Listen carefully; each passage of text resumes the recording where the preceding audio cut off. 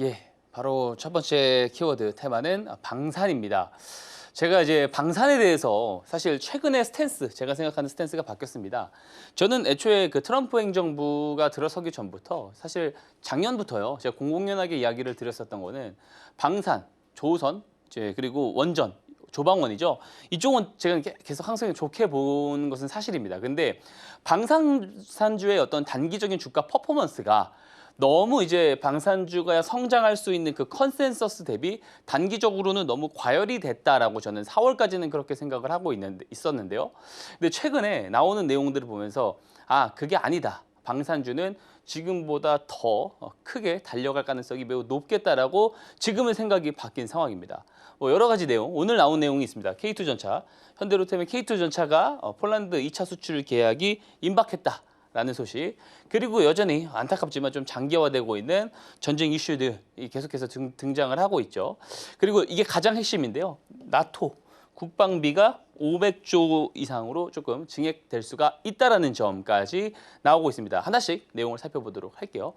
우선 K2 전차가 이제 폴란드 2차 수출 계약에 임박했습니다. 자, 이게 빠르면은 이번 달 하순에 결정이 나올 수 있다라고 해요. 180대입니다.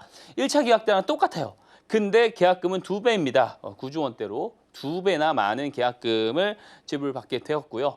자, 1차 계약에서 그래서 이제 성사가 되었었던 군사 물자 관련된 기업들이 오늘 주가가 다 좋았어요. K2전차, 현대로템이죠. K9 자주포, 한화 에어로스페이스입니다. 그리고 FA50 경공격기, 자, 카이죠. 한국 항공우주입니다. 그래서 이 세 개 종목이 오늘 조금 고른 흐름들을 보여준 하루였다. 라고 볼 수가 있고요.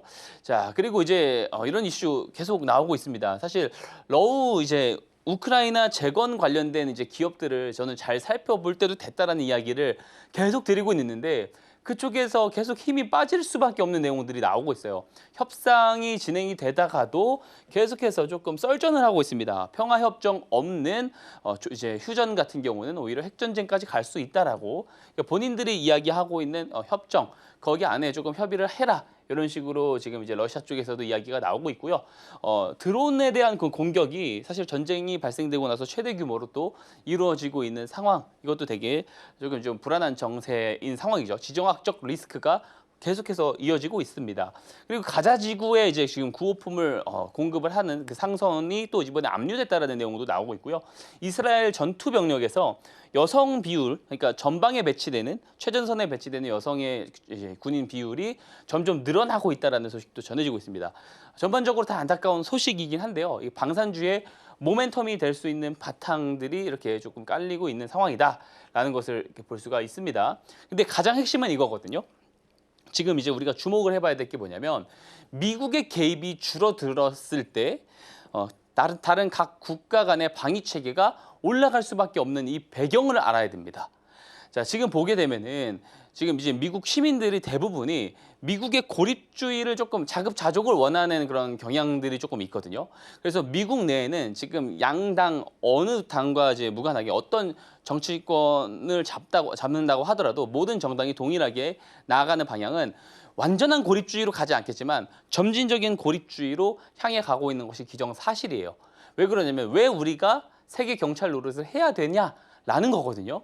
지금 보게 되면은 미국의 국방비를 이미 넘어섰습니다. 미국의 부채가 한화로 5경이 넘거든요. 여기에 나오는 부채 이자만 해도 미국의 1년 국방 예산을 23년도 하반기에 이미 넘어섰어요. 그래서 국방 예산을 앞으로 4년 동안 매년 8%씩 삭감한다라는 내용도 밝히고 있죠. 자, 우리가 좀 극단적인 예시를 들어가지고 만약에 미국이 호르무즈 해협이라든지 말라카 해협에서 군함을 뺀다라고 생각을 해보죠. 그럼 어떻게 될까요? 자, 자원을 실은 상선이라든지 혹은 석유 에너지를 실은 유조선들이 왔다 갔다 하기 편하지 않을 겁니다. 군사적 긴장도가 올라가겠죠. 공급망 문제가 발생하면 당연히 인플레이션 문제도 되겠죠. 자, 각 국가 간의 군사적 긴장도가 올라가면 방위 체계를 업사이드 하기 위해서 결국에 자본을 방산 쪽에다가 투입을 할 수밖에 없는 배경이 깔리게 되는 겁니다. 지금 이게 보시면은 나토 같은 경우 보세요. 원래는 GDP의 2%만 국방비로 할당을 했었는데 5%까지 올려야 된다. 거기에 대해서 잠정적으로 합의를 하고 있다라는 거예요. 자, 여기서 잘 주목을 해봐야 되는 게 2%입니다. 원래는 2%에서 이 2%의 100 중에 지금 현재 무기 획득 예산, 즉 무기를 사들이는 예산이 34%가 투입이 됩니다. 근데 불과 10년 전까지만 해도요, 이게 14%밖에 되지 않았습니다. 지금 그만큼 지정학적 우려가 커진 거거든요. 폴란드는 51%입니다.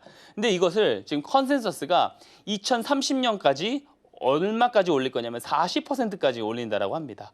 자, 그랬을 때 이 무기 획득 예산으로 들어가는 게 매년 11% 성장을 합니다. 이게 기존 방산주의 컨센서스예요. 자, 왜냐면 무기 획득 예산이 올라간다는 것은 지금 이제 우리나라 K2 전차도 잘 나가고 있고, 그죠? K9 자주포도 잘 나가고 있습니다.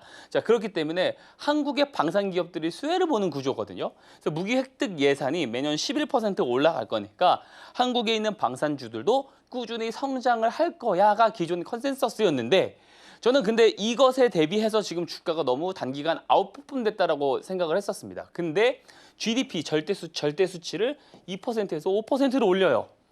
그러면은 무기 획득 예산 40%를 잡는다고 했었을 때 곱하기 2.5를 해줘야 되는 겁니다.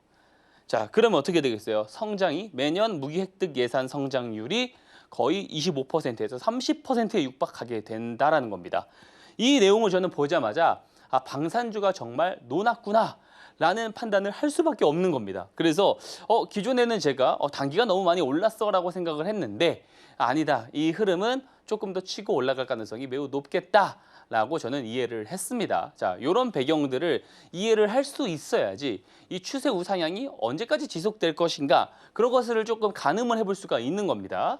자, 그래서 당연히 탑픽 종목 중에 하나를 저는 하나에어로스페이스 이거 안 뽑아올 수가 없죠. 자, 수주 잔고는 뭐 말할 것도 없습니다. 이거 다 소화하면서 실적으로 또 이제 계속해서 찍히게 될 겁니다.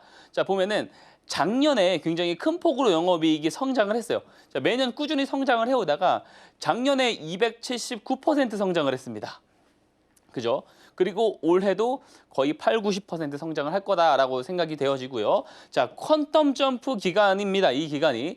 근데 이 퀀텀 점프 이후에는 요 흐름이 계속 이어지는 건 아니에요. 그러다 보니까 주가 흐름도 단기간 많이 올랐지만 이 상승률은 다소 조금 완만해져 갈 가능성이 있습니다. 근데 저는 조정이 나왔다가 다시 조금 올라가는 그림을 생각했는데 바로 조정 없이 저는 완만하게 이어질 것 같다라고 보고 있는 거예요. 그래서 지금 현재 잡혀있는 컨센서스는 매년 한 20% 정도 성장할 거라고 나와 있는데 앞에서 보여드렸다시피 나토에서 국방비를 저렇게 증액을 해버리게 되면 이거 30%로 컨센서스를 상향시켜 버려야 됩니다.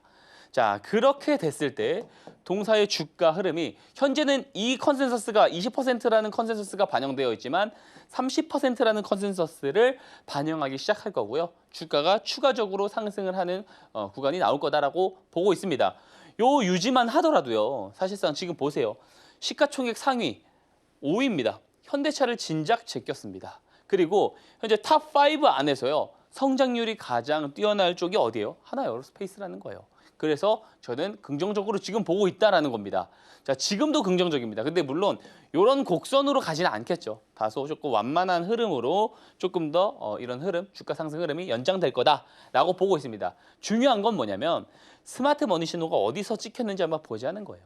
진작에 밑에서 찍혔습니다. 제가 항상 이야기하죠. 턴어라운드 되면서 추세 우상향이 나왔을 때 이 흐름이 펀더멘털이 정말로 더 강할 수 있느냐 그거를 판단만 할 수 있다면 이런 추세 우상향 종목 계속 끌고 가는 거예요. 2차전지 같이 우하향하는 거 끌고 가는 게 아니고요.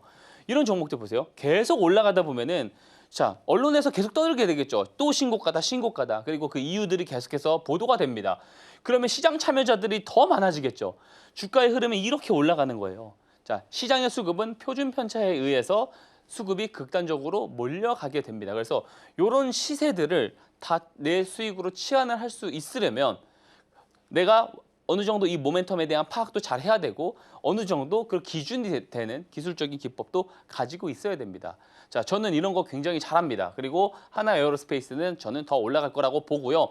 매수자리 나올 때마다 저는 교육방에서 이야기를 드릴 예정입니다. 그래서 함께 하실 분들은 꼭 교육방에 들어오셨으면 좋겠고요. 자, 다음 종목은 현대로템입니다. 당연하죠. K2 전차의 주역이죠. 180대 공급한다라고 해요. 자, 방산물자 쪽에 들어갑니다. K2 전차가 여기서 56% 나오는데 성장률은 계속해서 이어져 가고 있습니다. 여기에 더해서 공급 계약 나오면은 컨센서스 조금씩 더 올라갈 거거든요. 그 주가도 조금 더 상승을 보일 가능성이 큽니다. 스마트 머니 신호 보세요. 아래서 포착이 되지 않습니까? 이런 데서부터 관심을 가질 수 있어야 된다는 겁니다. 물론 지금도 더 추가적으로 올라갈 거라고 보긴 해요. 다소 완만해질 겁니다. 추후 대응이 궁금하신 분들 교육방 꼭 오셔서 저 박성재 전문가랑 함께 하셨으면 좋겠습니다.